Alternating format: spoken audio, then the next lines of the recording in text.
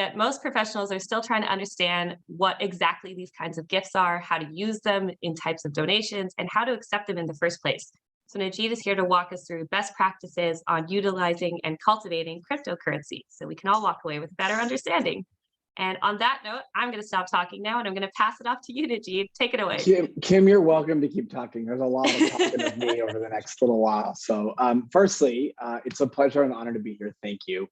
Secondly, Kim, how many times have you used that behind the screens joke? I want to be like definitely a scripted one, but one that I definitely enjoyed. So I wanted to, to give you your flowers for that. Good morning, folks. Good afternoon to those of you on the East Coast. I hope you're all healthy, happy, and excited to dive into the sometimes confusing world of cryptocurrency.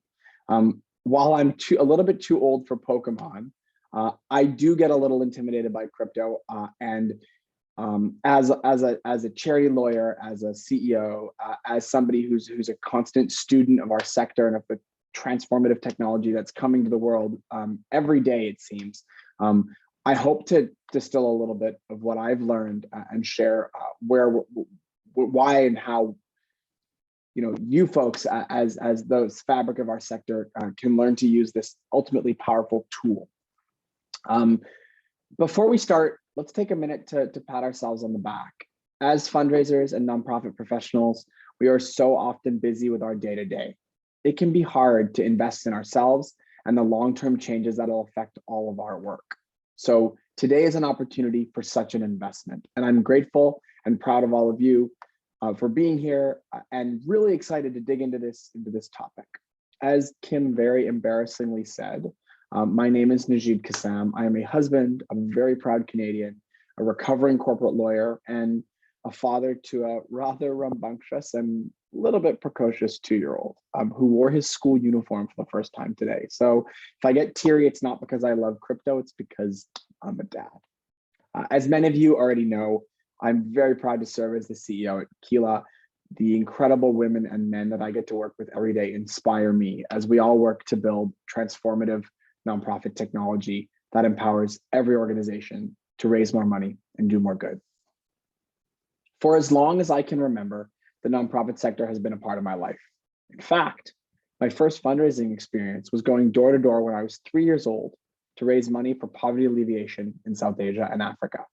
Imagine a knock on your door and seeing this little tiny 3-year-old asking you for money. It was incredibly effective and maybe a little bit unfair. But for the past 30-something years now, I've been hooked. From raising money to volunteering to eventually having the honor to lead organizations, this sector is truly in my DNA. The more I've gotten involved, the more I realize the enormous impact that nonprofits have every day on communities close to home and across the world. This sector, our sector, is an essential part of the fabric of our society, a pillar of our democracy, and something that we all spend time, energy, and treasure on every day. It is my responsibility. It is our responsibility to do everything we can to strengthen it. And it's for this reason that I'm incredibly grateful to be chatting with you today. As I'm sure you all know, Keela aims to bridge the gap between fundraising and donor communications. We have spent years and have centuries of experience understanding tech trends that are shaping our present world and figuring out how to translate these trends into accessible, nonprofit-specific solutions that will advance fundraising. And we're here today to talk about one of these such trends, crypto. I'm going to say the word crypto and cryptocurrency a lot over the next how many minutes, so I apologize in advance. And I typed it so many times in prepping my notes for this that I actually started spelling it wrong. So I apologize for that in advance. If you're completely new to the subject and you're only here so you can keep up with your millennial child who sunk the family fortune into Dogecoin, then great, we'll be covering the bases. But hopefully you're here because you see an opportunity for accepting crypto donations at your organization. But you want to get an understanding of how the heck to get this going. Regardless, this webinar sets out to be an inclusive introduction to crypto fundraising. And no question is too simple. I probably asked most of them myself. Trust me, the amount of prep I had to go through with my younger staff before this, thank God for millennials. All that being said, let's go over our learning objectives and agenda for today. First, I want to spend some time introducing the concepts of cryptocurrency and defining some of the more common terminologies that we might be hearing, like blockchain, mining, and digital currency. Second, we are going to discuss how cryptocurrency is currently disrupting philanthropy and what this will mean to organizations both today and a few years down the road.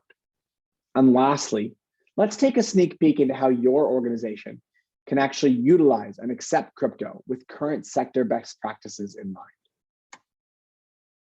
Understanding cryptocurrency can be daunting, especially with so many resources on the internet.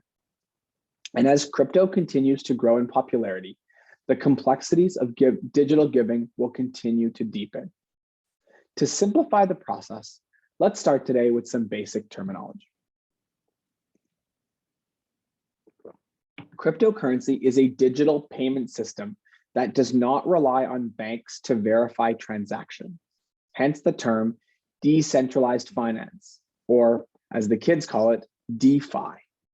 Easily put, cryptocurrency is a peer-to-peer system that enables anyone to send and receive payments anywhere without hindrance from centralized institutions or international borders. So, how exactly does cryptocurrency work? And more importantly, where does the money come from? Cryptocurrency and the concept of money in general, have actually undergone quite the revolution over the past, well, 2,000 years. I guess that's not a revolution, it's more evolution. Before any currency was introduced to civilization, we started with bartering and trading for goods and services already in our possession. This evolved into trading our goods or services for natural resources or other valuable items, be it gold, silver, rubies, whatever it might be, things that generally held universal value, regardless of where you traded them. Then, as society evolved and borders strengthened, governments rolled out their own currencies. We had the Greek drachma, the French franc, or the widely accepted dinar in the Middle East.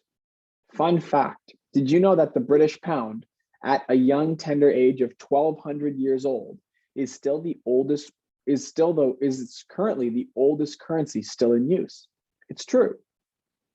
These currencies are called fiat currencies, which are just government issued currencies. And due to a whole lot of economics that I don't really understand, all have different fluctuating values relative to each other. Keep in mind this term fiat currencies, because it will use it throughout the conversation and in the days and weeks and months to come as compared to these cryptocurrencies. Then, of course, came the rise of credit cards and virtual banking. No longer did we need to carry around handfuls of cash or coins. In fact, I don't even carry cash anymore, because instead we pay with our cards and now our phones, and believe it or not, in the Netherlands, a microchip you can have embedded in our hands. Using phones or cards or whatever, money automatically comes out of our bank account and is so to speak virtual.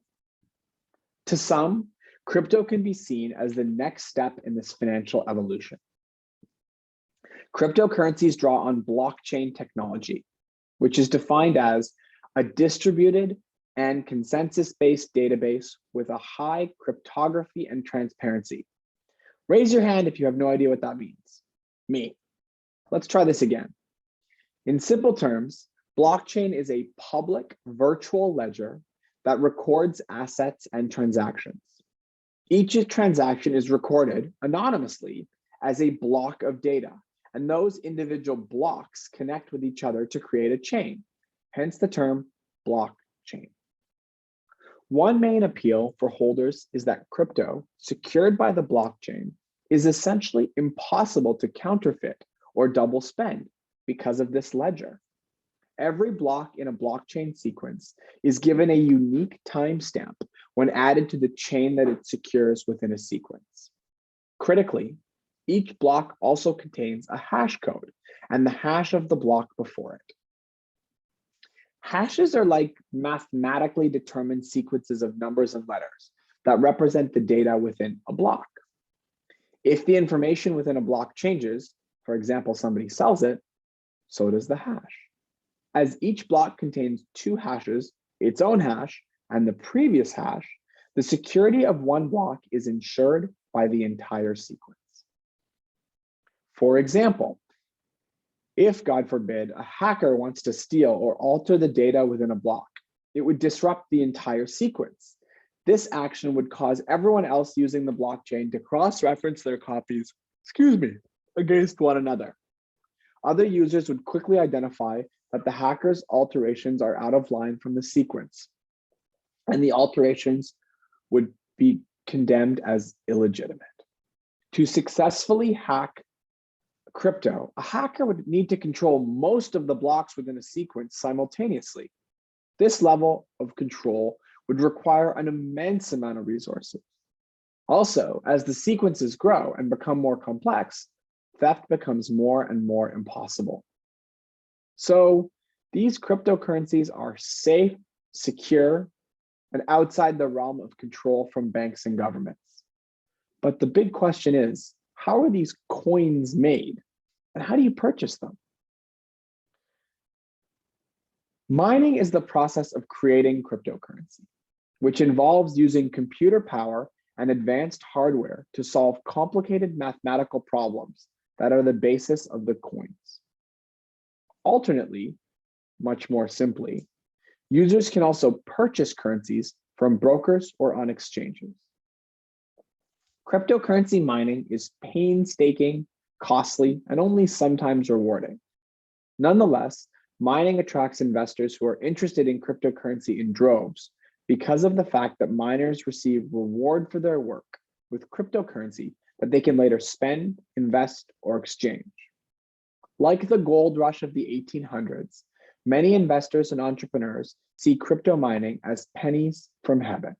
So once you have it, whether you've mined it or purchased it, what can you do with it? Well, firstly, you can spend it. Increasingly numbers of shops allow you to actually pay with cryptocurrency, something we'll talk about a little bit later. But one of the biggest factors motivating crypto donors or crypto investors that become crypto donors is tax incentives. I'll get into this a little bit later on, but I wanted to start by highlighting how governments are currently categorizing cryptocurrency. The IRS in the US describes virtual currencies as, and I quote, a digital representation of value that sorry, I'm reading this. Let me try that again. The US government describes virtual currency as a digital representation of value that functions as a medium of exchange, a unit of account, and/or a store of value. Similarly, the CRA in Canada generally treats cryptocurrency as a commodity for purposes of the Income Tax Act. It's not treated as money.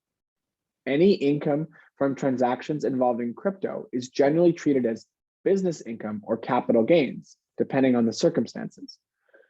What's interesting is in Canada, the government essentially treats crypto no different from a physical good. And we'll get into that, well, in a minute.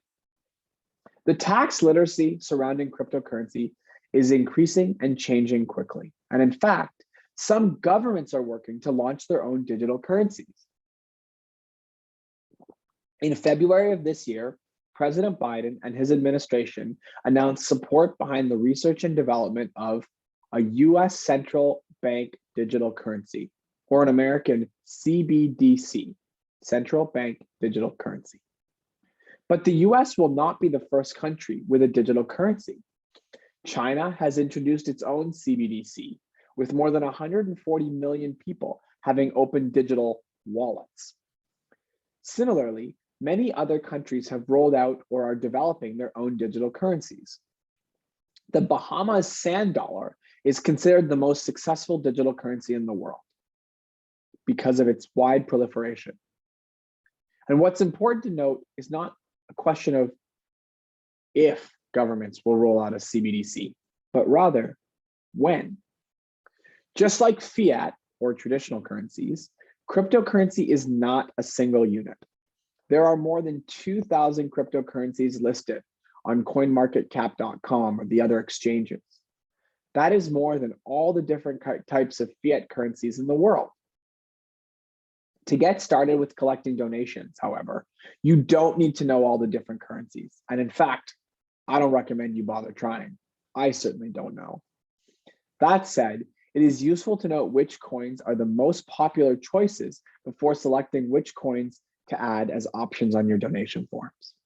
According to our research, in 2021, the most processed cryptocurrency for donations were Ethereum, followed by Bitcoin, USDC, DAI, and Flow. On one cryptocurrency donation platform, Ethereum donations totaled nearly $31 million in 2021, with Bitcoin at almost 26 million. DAI totaled 2.2 million, and Flow was about 1.4 million. While this number is not significant compared to maybe like Giving Tuesday, for example, where last year Americans donated $2.7 billion, it's a lot of money, and it's thus irrefutable that virtual currency giving is on the rise and will continue to play a more prevalent role in especially how millennials and Gen Zers, or Z in the US, choose to engage with philanthropy.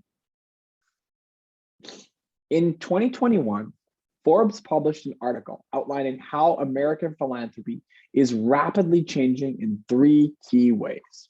First, they found that giving is shifting towards the wealthy. You might have heard me speak in the last few months on the great transfer of wealth and the changing demographics of giving. Well, it's interesting to note that the dollar amounts of donations has increased, but the number of people giving to charity has actually gone down. Why is this important? Because there are huge taxes. I'm getting a ping there about someone having trouble hearing. Can everyone hear me? Kim, is everything sounding okay? Sounds good on our end. Okay, perfect. Sorry about that, folks. Let me go back a little. Why exactly is this important? Well, with wealthy people giving more, you have to understand that there are huge tax incentives for giving.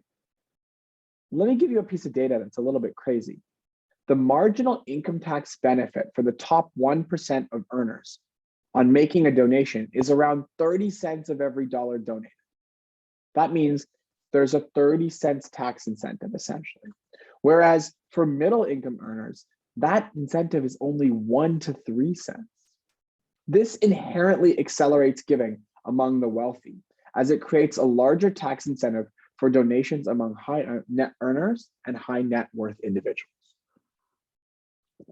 Still on Forbes's article, Forbes noted that a greater share of giving will come from appreciated assets as opposed to cash. Cryptocurrency actually falls under this umbrella. As we previously mentioned, the IRS in the US considers cryptocurrency as property, a non-cash asset. And similarly, in Canada, crypto is seen as an asset. But in the US, the tax laws are a little bit different. In assuming a donor has held their cryptocurrency for more than a year, the donor can actually get the full value of the donation as a write-off when they give it to a public charity. It is important to note that this capital gains tax advantage, where they're actually sheltering some of the tax they would have to pay on the capital gain that they've accrued in the US, is not existent in Canada. So while that incentive exists in the US, it doesn't yet, or maybe never will, exist in Canada. Where, unlike donating securities in Canada, which can be incredibly tax efficient, donors of cryptocurrency assets actually have to realize and declare any capital gains as they dispose of the crypto asset, even if that disposition is a donation. Now, sorry if I got a little technical here, but I do want to articulate the difference because I know there are folks here from Canada and the US. And being a lawyer, I have to tell you, this is not financial or legal advice, simply information. I'm actually speaking at a conference, I think it's in May, about the charity law implications in Canada of crypto giving, and especially tax is going to come up. So for those of you who are interested, I'm sure we can share the details about that. Moving on, finally, Forbes noted that wealth and giving are both shifting to millennials at increasing rates. This last trend is one that's also particularly relevant when considering the growing importance of cryptocurrency. The Fidelity Charitable, a DAF, philanthropic, the Fidelity Charitable, which is a DAF, did a study called The Future of Philanthropy, and they found nearly 9 out of 10 millennials say charitable giving is an important part of their lives, and 3/4 of millennials consider themselves philanthropists. This is quite a lot different between the only 45% of total population that consider themselves philanthropists. To add to this, another study found that 60% of millennials are interested in monthly giving. Even better, 45% of millennials have already donated online. I share all this data to show you that this generation is comfortable with giving online, with giving technologies, and with new giving trends. And more importantly, regardless of their income bracket, they consider themselves philanthropic. They think of themselves as philanthropy, a term that historically has really only been associated with very high net worth individuals. Now, let's take this same group of people who have a high propensity to give and analyze their financial portfolio. According to our recent survey, 49% of millennials reported owning cryptocurrencies. Wow, that's a lot. Increasingly, the average cryptocurrency donation is actually bigger than traditional fiat currency giving. In 2021, the average gift to donation of crypto was actually like just north of $10,000, a number that's 82 times larger than the average online cash donation. So let's go back and sum up a little. We know that millennials are not only the most philanthropically inclined demographic, but also the ones most likely to hold cryptocurrency. And 2, we know that crypto donors are more likely to give larger amounts. At this point, however, you may be wondering how likely these crypto holding millennials are likely to make donations. The good news is that nearly half, or 45%, of crypto investors donated $1,000 or more to charity in 2020, compared to just 33% of the general investor population. With the rise of cryptocurrency, the adoption of digital assets is becoming more and more prevalent. The value of a single Bitcoin grew to an all-time high of more than $66,000 in October of 21. And the top 100 cryptocurrencies currently hold a reported market value of nearly $113 billion. This is all relevant to us as fundraisers. Further, and I'm going to try not to get too technical here, we are seeing a sharp rise in the NFT market, or non-fungible token market, which tallied $23 billion in trading volume last year. We could do, and maybe Kim will make me do, an entirely separate lecture on NFTs and how nonprofits can use them. However, that conversation is for a different day. What's relevant here, though, is that increasingly, NFT projects are seeking charitable partners as part of their mandates, which leads us to ask ourselves, what does this mean for cryptocurrencies? Interestingly, the sharp rise in the prevalence of NFTs has actually coincided with depressed cryptocurrency prices and valuations, which began in 2022. The divergence between NFT trading action and crypto prices, however, is actually an opportunity for nonprofits, as it is a chance to cultivate future crypto donors. How? Well, at least for our American friends, there are tax benefits to think about. The larger the difference between the price someone buys cryptocurrency at and the price they donated, the greater the tax incentive. So the millions of people who are buying cryptocurrency now as its value is depressed are actually your future donors. When you think of cryptocurrency, I bet you immediately picture a man huddled over his computer with his hoodie up. Ironically, this preconceived notion could not be farther from the truth. The difference between fiat currencies that we are used to accepting for donations and cryptocurrencies is that there is no central authority, which might scare you, and it certainly scares me. But believe it or not, may be a reason why it's actually enticing for us as nonprofits to accept crypto. Without a central authority, cryptocurrency is safe from government interference and manipulation. It also means that philanthropy no longer needs to be bogged down by cross-border regulations. This is why cryptocurrency donations in the context of international development is gaining favor as a way to transact funds quickly and securely without fees. The most recent example of crypto being used as a philanthropic tool is the war in the Ukraine. Since Moscow invaded the Ukraine on February 24th, it's still hard to say that out loud, over 102,000 crypto asset donations have been made, totaling $54.7 million. Most of these donations have gone to the Ukrainian government and a nonprofit providing support to the Ukrainian military called Come Back Alive. Interestingly, of those 102,000 donations, 96,000 of them were directly received by the Ukrainian government, totaling $46.7 million. Cryptocurrencies such as Bitcoin have become more popular because they allow users to bypass financial institutions that might block payments to Ukraine. They literally take the politics out of giving. Tom Robinson, the chief scientist of Elliptic, a blockchain analytics firm, said it best when he emphasized that, and I quote, "Cryptocurrency is particularly suited to international fundraising because it doesn't respect national boundaries and it's censorship restraint. And there is no central authority that can block transactions, for example, in response to sanctions." Now, this works both ways, right? If we can get, the SWIFT banking system was suspended in Russia, but Russian people, government, whoever it might be, can also still receive cryptocurrency, and thus this is a two-edged sword, something that I wanted to be honest and transparent about. Now, I've spent the last, I don't know how many minutes, trying to convince you all that cryptocurrency is an important part of the future of fundraising. Now, let's move on to how you can take this knowledge and use it to cultivate and utilize crypto in your organization. While it might seem like a big step, honestly, it's not. It's simply the next thing in the digital transformation of our sector and of giving. First, let's ask ourselves who we should target and what are the criteria of a quality crypto donation prospect.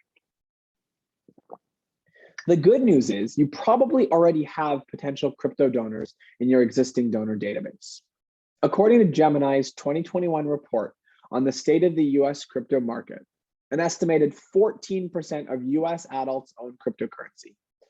That's 21 million people. 70% are relatively young, falling between the ages of 25 and 44. And not surprisingly on this one, the average cryptocurrency owner is in fact a 38-year-old white male making approximately $111,000 annually. Hopefully not that handsome, holy smokes. Anyway, beyond the demographic data, let's look at other characteristics of crypto donors to determine how best to approach them. First, crypto donations parallel major gifts because they tend to give large amounts. High frequency transactions are less common among crypto owners, although this might change as more and more young people adopt and engage in the crypto world. Second, community building is part of the cryptocurrency culture. It's embedded in the DNA of the original blockchain creators and a driving reason for early adopters of crypto. So if community is there, it opens the door to donations. Similarly, maybe because cryptocurrencies aren't backed by financial institutions or central governments, crypto donors tend to come from diverse walks of life. They value less mainstream parts of society. And originally, at least, the counterculture of crypto investing kind of feeds into this diversity. That being said, as crypto becomes more mainstream, there is a true diversity in its user base. it sounds funny saying that because I just told you that the average crypto investor is a white man in his 30s, but the truth is there is actually more crypto diversity than there is, for example, a lot of securities. Maybe most importantly, especially in the United States, crypto donors are extremely tax motivated, especially as crypto tax literacy is becoming more prevalent. Yet, not every crypto investor is best suited to be a crypto donor. The average cryptocurrency owner has a crypto portfolio that totals a little more than $2,000. Accordingly, rather than focusing on every single contact in your database that has a crypto wallet, we recommend that you target donors who have a sizable position of an appreciated crypto asset. This means you should look for people who bought cryptocurrency somewhere between 2012 and 2018. Why? These are the people who have made the largest gains in the crypto market. Now, this may seem like a daunting task. You may be thinking to yourself, how could I possibly know that, Nejeed? Well, as I often do, let's start with data. Research shows that between 0.5 and 1% of nonprofit donor networks are folks that not only hold crypto, but hold sizable appreciated portfolios of crypto assets. Just like so much of fundraising, finding the right crypto donor comes down to research and fastidious effort. The first step can be as simple as asking your donors, do you trade crypto? Casually at events, let them talk about their history of crypto, their passion for it, and use those nuggets as opportunities to figure out, were they around in between 2012 and 2018 in the crypto market? And if so, this should be a big green flag. More than just asking, make cryptocurrency giving a part of the fabric of the conversations you're having with donors. Socialize it as a normal mechanism to give. You'll be surprised to know that 1/3 of cryptocurrency investors have already donated some of their crypto to charity. So communicating the opportunity to donate crypto is key. Let your donor base know your organization accepts crypto donations and that you're excited to welcome crypto investors as donors. It really can be as simple as asking folks, or rather telling them, did you know we accept cryptocurrency? Whether they're crypto investors or not, this will stimulate discussion and certainly pique interest. And did you know that 55% of crypto investors are not sure that crypto assets can be donated to charity? This is pretty striking, but even more so when you consider that about 2/3 of crypto investors say they want to do something good for the world with their cryptocurrency. This is so typically millennials who care deeply about impact and want to leave a positive stamp on the world and are invested in cryptocurrency. To me, this is an opportunity hiding in your donor base. Now, one thing to keep in mind is timing when approaching donors about giving crypto. The last few years of data show that Q4, or kind of October, November, December, is particularly exciting for crypto donations. It is the time of the year when Bitcoin and Ethereum and others see the most gains in the market.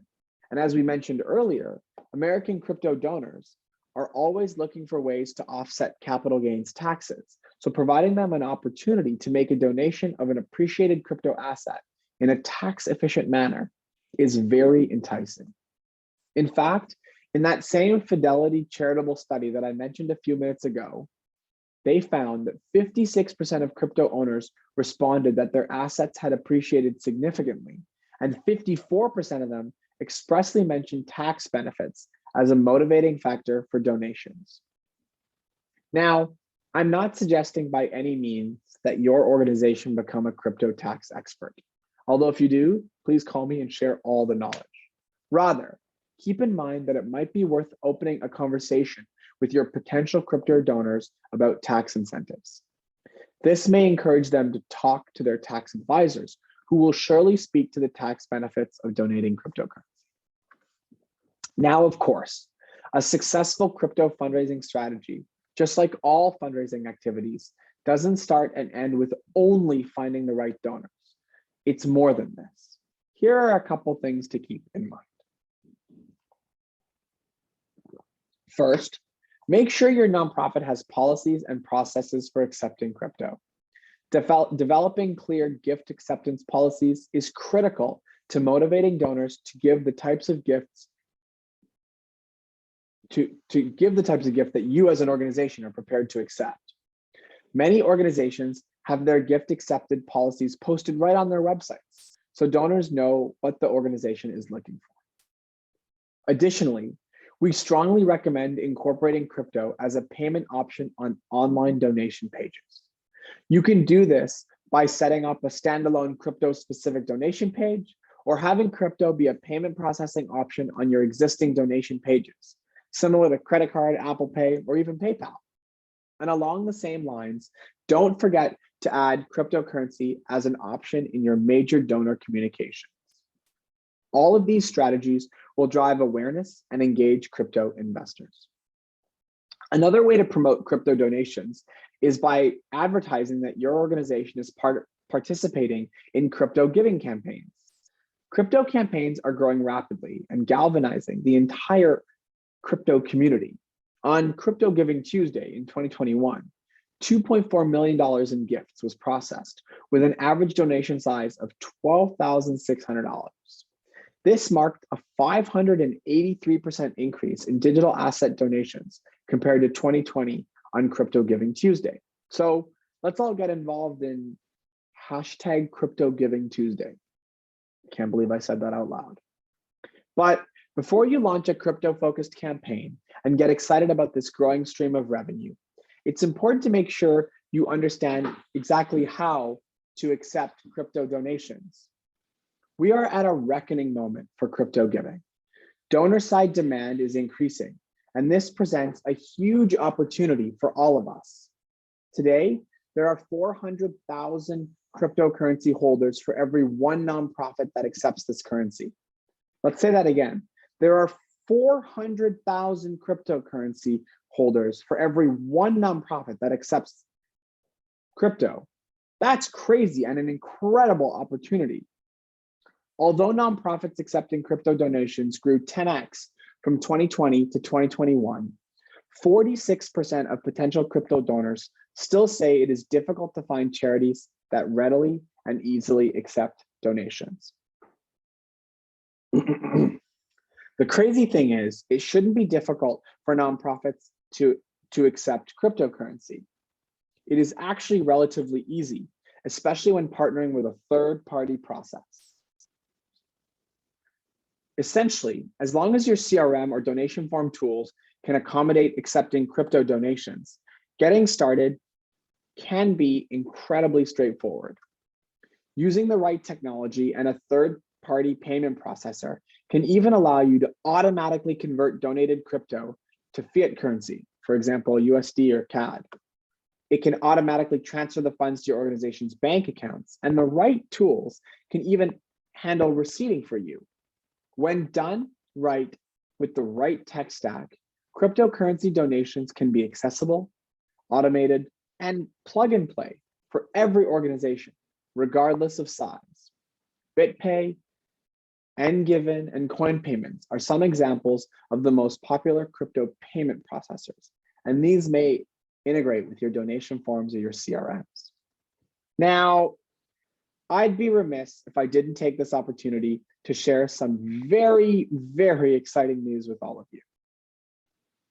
I'm so excited to announce that Keela will be launching our very own cryptocurrency donation forms. Release is scheduled over the next couple of months, and it's going to be amazing. Organizations in both Canada and the US will be able to accept crypto donations using Keela's best-in-class technology. We are so excited to have partnered with Coin Payments as our crypto payment processor and have negotiated a very favorable rate for our customers. The tool will allow organizations to choose if they want to keep donations in crypto or convert them to fiat currency. It will also automate the receipting process and allow organizations to build crypto donations into their existing donation forms and processes. Most importantly, Keela's new tools will provide donors with a smooth, transparent crypto giving process, and one that will unlock crypto generosity. As you all know, It is our mission at Keela and my duty as the CEO to ensure that we never stop innovating for our customers. I believe that Keela's new crypto tool will further democratize tech in the nonprofit space, allowing every organization the opportunity to both strengthen and broaden their donor base. I can't wait to share this with all of you in the very near future. Now, of course, even if your CRM or donation forms tools don't have an integration with a third-party payment processor that accepts crypto, you can also manually integrate with a crypto exchange like Coinbase, Gemini, Kraken, Bitstamp maybe.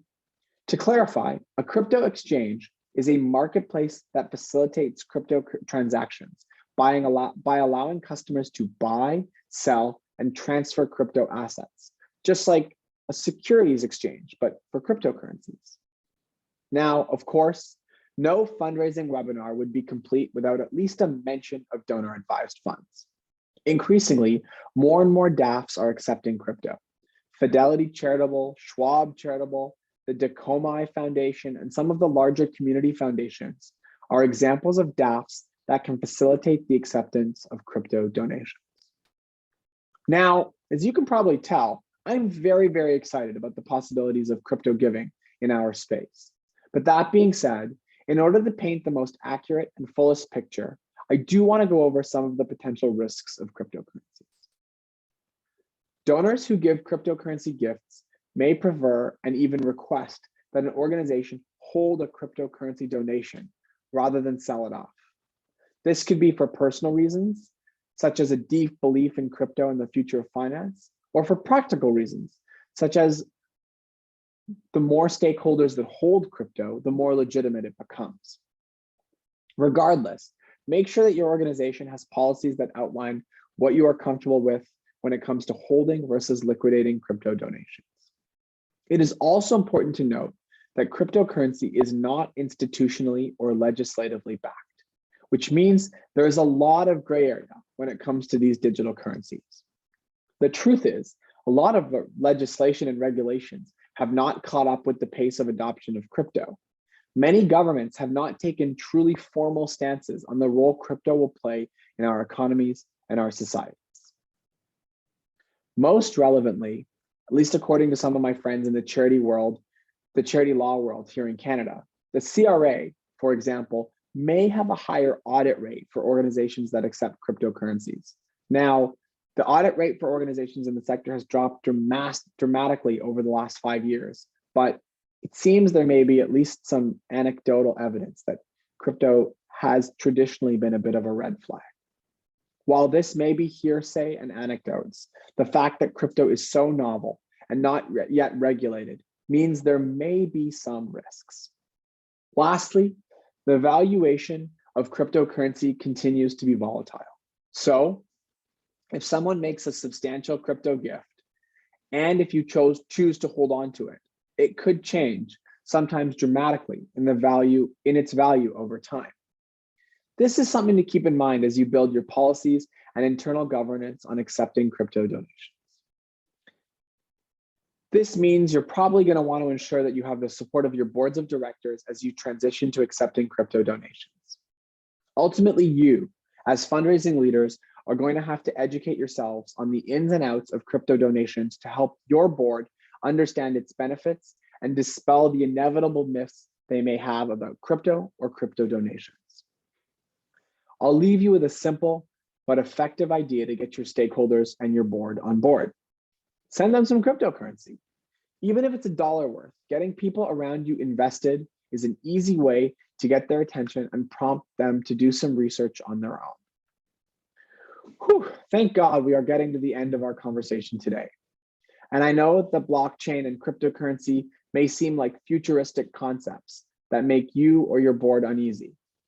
But the truth is, they represent an incredible and important opportunity for fundraisers.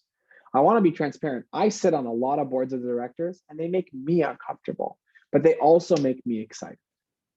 Similar to how AI has developed in our space, or how folks have adopted fundraising automation, the popularity of crypto is growing. We must look at it as an opportunity and not a burden. Well, I want to thank everyone for joining us today and taking the time out of your busy schedules. We sincerely hope that each and every one of you will take what you've learned here today and apply it to your work to create deeper bonds with your donors and raise more for all of your amazing organizations. Have a great day, and if you're tempted, please do stick around for the Q&A. Kim? Thank you so much, Nejeed. That was a great presentation. I now know that I was very wrong, and I think I have a better understanding of cryptocurrency now. Really glad that I was here today, and as a millennial, I think it's something I apparently need to get on board with as its popularity continues to grow. We do have some questions that have come through that I'd like to share, and to our viewers, please feel free to continue putting your questions into the chat as we go. We're going to do our best to get through all of them in the last 11 minutes we have. The first question, will a form that accepts crypto accept all cryptocurrencies or only certain ones? Good question. The Keela form I assume you're asking about, it'll accept many. We partner with Coinbase. I think in the integration, and this is something that I may be wrong about, you'll be given a choice as to which ones you select as acceptable. But Coinbase as a partner has a ton, sorry, Coin Payments, excuse me. Coin Payments has a ton of different options. They have, tens or even hundreds of cryptocurrencies as options. So I think the answer is yes. What I do know is really what's most important is Bitcoin and Ethereum. These are the very, very high volume ones, both for trading and for donations. But yes, you will get a whole host of options through our Coin Payments integration. Great, very good to know. We have a question from Beth as well. Is there a difference in how charitable donation receipts are considered, as it's an asset donation and not a monetary donation? So yes, so I don't know if you're speaking from Canada or the US. I'm going to try to kind of put both hats on, so to speak. And again, this is just legal information. It is not legal advice. I have to say that for my insurance. So it's much more akin to giving an in-kind gift. So the receipting in Canada, actually, and in the US for that matter, is an in-kind gift receipt, not a monetary gift. At the time of the transaction, both the IRS and the CRA, at least to my knowledge, see that as giving a good. It's the same as giving a couch. Now, how in-kind donations are receipted is different in the US and Canada, and whether amounts are showed and the appraisals and all that are different. But yes, it is treated differently from regular donations. And for those of you who are Keela customers or potential Keela customers, we've sorted all of that out in our process. So you won't have to worry about the receipting compliance. That's a big part of obviously what we do and how we support all of you. And how do you document crypto gifts on financial statements?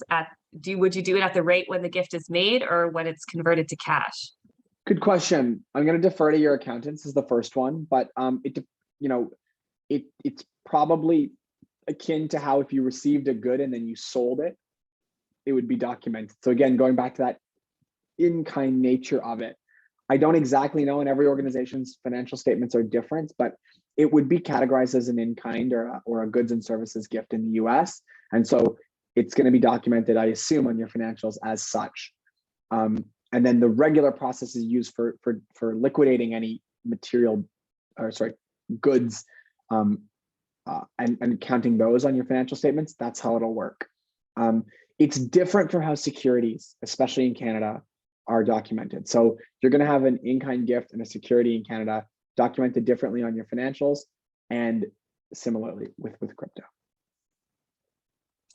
Great, thank you. Next question is, my organization is small and we have a loyal but limited and growing donor base.